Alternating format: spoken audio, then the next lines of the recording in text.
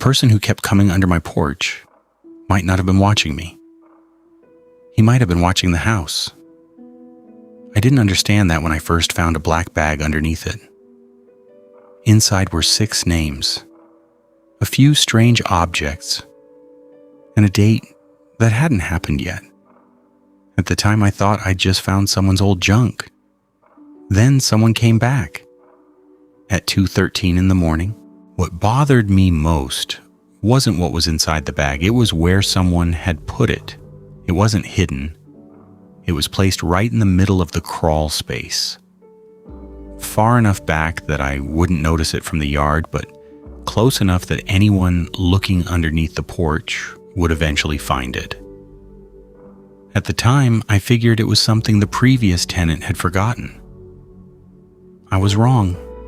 This happened a couple of years ago when I was living alone in a small rental house outside Knoxville, Tennessee. I was in my early 30s and worked from home for a software company doing customer support. My life was pretty uneventful. Most nights I'd finish work, make something to eat, and watch TV until I went to bed. The house was pretty ordinary too. It had a small front porch, a narrow driveway, and a crawl space underneath the front half of the house. The landlord told me the previous tenant had used it for storage. There were still a few broken plastic bins and pieces of old wood underneath there. Nothing about the house felt dangerous. It just felt old. About 3 weeks after I moved in, I noticed a small white mark on one of the porch posts. It looked like chalk, just a short horizontal line. I wiped it away with my thumb and forgot about it. A few days later, there was another one. Same height, same little white line. I remember thinking some kid from the neighborhood was probably messing around. Then I started noticing the car. It was a black sedan parked across the street. The first time I saw it, I didn't think much of it. The second time, I recognized it. By the third night, I started wondering why it kept coming back. Sometimes it was there when I left for work. Sometimes it was there when I came home. I never saw anyone get out. I never saw anyone drive away either. That was what made it strange. But strange wasn't enough for me to do anything about it. I figured somebody nearby owned the car. Then one Friday night, I got home around 10:30 and noticed the side gate was open. I always kept it closed because the trash cans were behind it. I walked around the house and checked the backyard. Nothing looked disturbed, so I closed the gate and went inside. The next morning, there was a small plastic bag sitting beside my front door. Inside was a single tea light candle. I stood there looking at it for probably 10 seconds. Then I convinced myself someone had just delivered it to the wrong address. I threw it away. I didn't tell anyone. Looking back, that was probably my first mistake. 4 days later, I was getting ready for work when I heard something underneath the porch. At first, it sounded like a piece of wood scraping across the ground. Then I heard it again, a slow dragging sound. I stopped moving. The house was completely quiet. I went outside and crouched beside the porch. I couldn't see very far underneath it, so I grabbed a flashlight from the garage. That's when I saw the bag. It was a faded black drawstring bag, sitting about 3 feet inside the crawl space. It hadn't been there before, at least I'd never seen it. The bag was tied shut. I remember thinking I probably shouldn't touch it. Then I thought about the candle I'd found beside my door. I called my landlord. He said he could come by later, but if I wanted to pull the bag out myself, I could. I probably should have waited. Instead, I reached underneath the porch and dragged it toward me. The The second it came into the sunlight, I wished I hadn't opened it. Inside were several small things: dried herbs, 2 candles, a bundle of thin red string, a small glass bottle filled with dark liquid. There were also several folded pieces of paper. None of it was supernatural. There was nothing impossible about any of it. But taken together, the objects looked deliberate. It felt like someone had put them there for a specific reason. I opened the first piece of paper. There was a name written on it. It wasn't mine. I opened another name, then another. There were 6 names altogether. I didn't recognize any of them. Then I noticed something at the bottom of one of the pages, a date. 3 days from then. I stared at it for a while. I had no idea what the date meant. I just knew. I didn't like finding a future date written inside a bag someone had left underneath my house. I called my landlord again.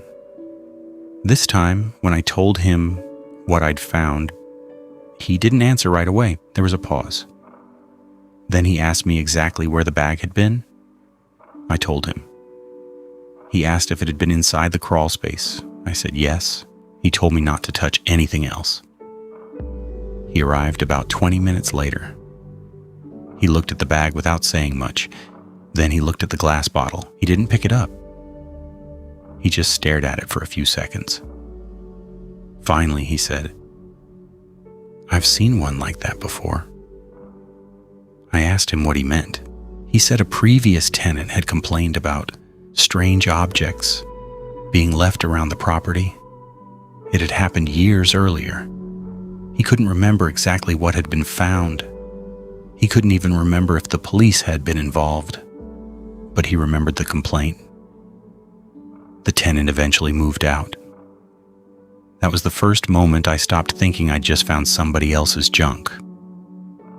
The landlord took photographs and called the police. An officer came by later that afternoon. He looked through the items and took notes.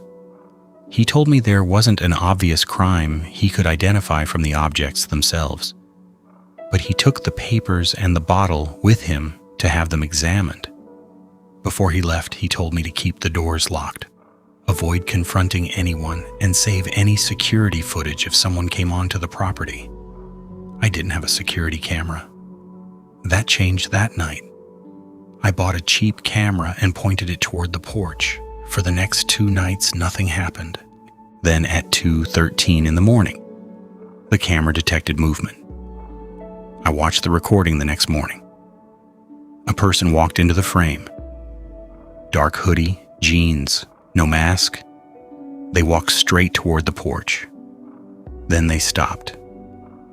For several seconds, they just stood there and looked at the camera. Not past it, not in its general direction, at it. I watched that part 3 times. Then the person crouched down. They reached underneath the porch. Their body blocked most of the camera's view, so I couldn't tell exactly what they were doing. After about 20 seconds, they stood up and walked away. They never looked back. I called the police again. They told me to save the footage. The next morning, I went outside before work. There was another black bag underneath the porch. It looked almost identical to the first one. I hadn't put it there. The police came back. This time they searched the entire crawl space. They found the second bag. It was empty except for a short piece of red string. The same kind of red string that had been inside the first bag. That bothered me more than if they'd found something else. Because now I knew the person on the camera hadn't simply wandered onto my property. They had gone underneath my porch for a reason. And whatever they'd been looking for, they hadn't found it. Or they had found it, I just didn't know which. I moved out 2 weeks later. I didn't wait for another incident. I didn't ask the landlord for an explanation. I just packed my things and left. A few weeks later, the officer who had taken the first bag called me. He said they'd finished examining the items. The fingerprints on the glass bottle didn't match me, my landlord, or anyone they could connect to the property recently. Then he told me something else. One of the names written on the papers belonged to the previous tenant, the same tenant who had apparently complained about strange objects being left around the property years earlier. He'd moved out almost 4 years before I moved in. I asked the officer if they knew what the name meant. He said they didn't. I asked if they knew who had left the bag. They didn't know that either. Then I asked about the date, the one written on the paper, the date that had been 3 days in the future when I found it. He said they couldn't connect it to anything. I never found out what happened on that date. Maybe nothing did. Maybe the person who wrote it changed their plans. Maybe the names had nothing to do with me or anyone who lived in that house. There are plenty of ordinary explanations. But there's one thing I still can't explain. Someone had been leaving objects underneath that house before I moved in.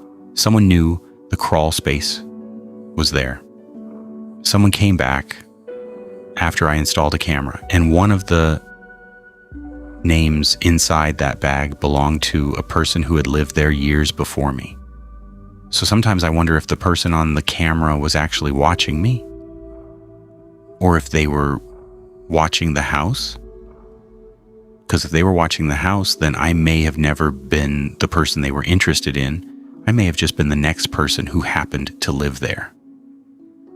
And that's what still bothers me. I don't know how many people lived in that house before me. I don't know what they found.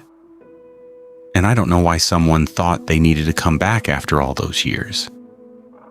But I do know one thing. If I ever see a black bag sitting underneath a porch again, I'm not going to open it.